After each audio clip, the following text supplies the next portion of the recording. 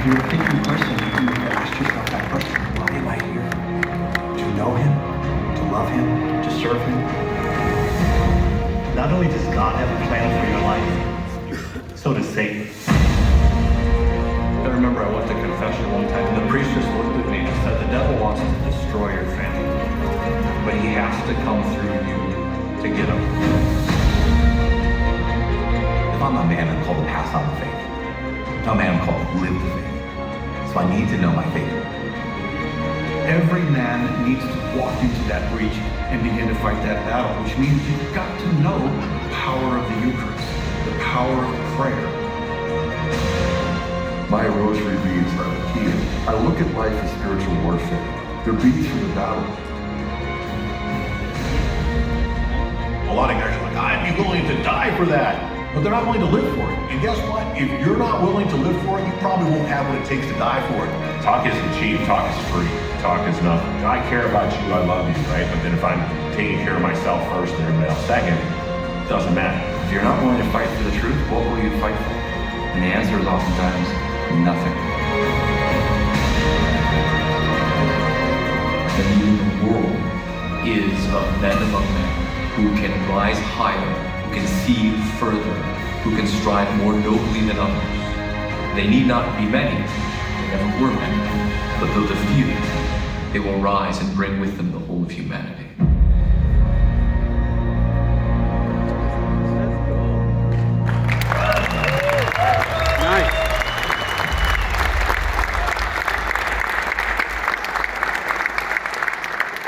All right, thank you very much. That's a little preview of a new 12-part series that we're releasing this Ash Wednesday. It will be available to all of you. And as it indicated there, it's based on your own bishop's work, pastoral letters. So we're very excited. Amen.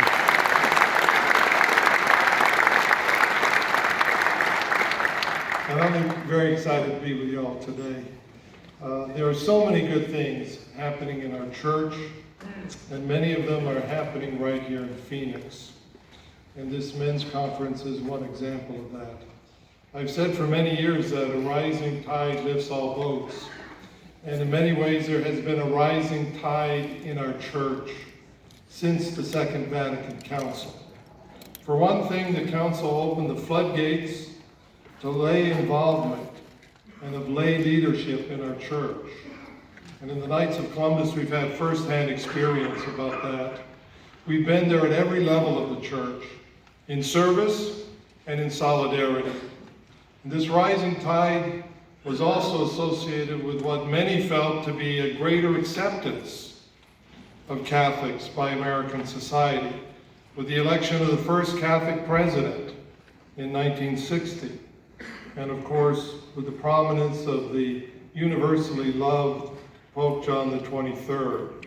And of course, there were the many trips to the United States by our beloved Pope, St. John Paul II, especially here in Phoenix in 1987.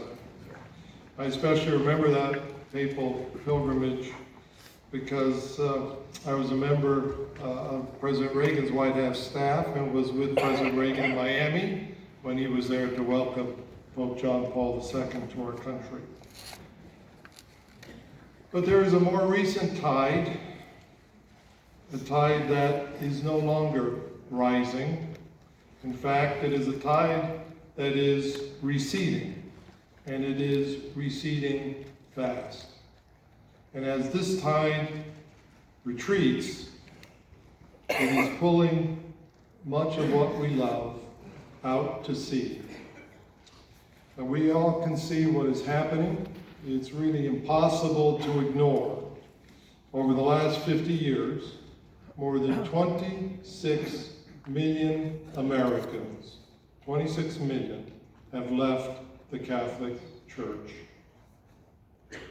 In the past several decades alone, baptisms have fallen by more than 40%. Sacramental marriages have plummeted by 2/3. And the number of Catholics who attend Mass every week has dropped from more than 50% to just over 20%.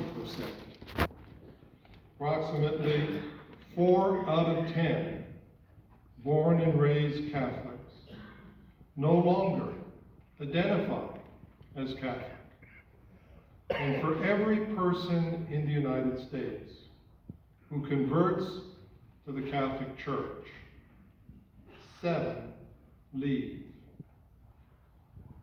And this year marked the first time that a majority of Hispanics in the United States no longer identify as Catholic. And projections into the future are even worse. To take just one example, it is thought that fewer than 1 in 10 Catholics under the age of 21 will continue to be a practicing Catholic as an adult. You heard me right. Fewer than 1 in 10.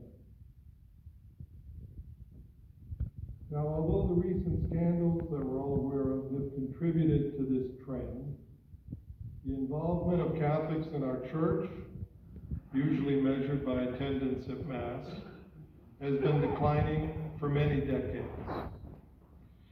So there is a real crisis in our church, and it is a crisis that demands action, resolve, and faith by every Catholic man. But this is not only a matter of statistics. We are not talking about abstractions. We're talking about our parishes, our communities, our councils, our families, and our friends. I suspect everyone here has heard a friend say with genuine agony something like this: I sent my kids to Catholic schools. I took them to church. They received all their sacraments. But now they do not practice the faith. And now my grandchildren are not even baptized. What happened? What happened indeed? Maybe we have even experienced this in our own families. Well, we cannot expect someone else to come in and make everything right. The challenges we face are too great. We all of us, have a responsibility. As Catholic men, we must step up. We must act now. It is time that we listen carefully to our popes.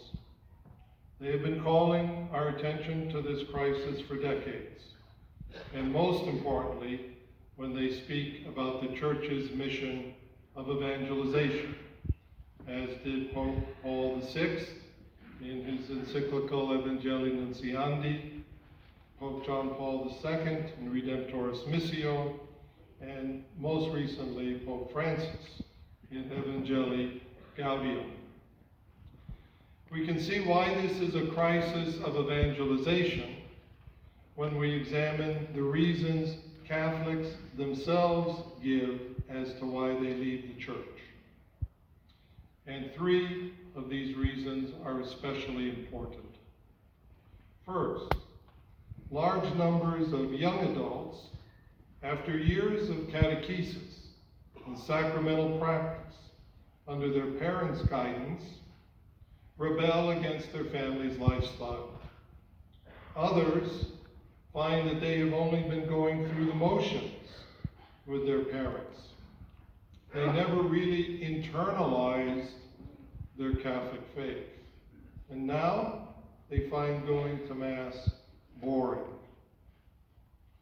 A second category is made up of Catholics who chose a lifestyle contrary to Catholic moral teaching, and so they too leave the church. And another category is made up of Catholics who faced a real crisis in their life and needed help, but did not receive the support and help they needed from their fellow Catholics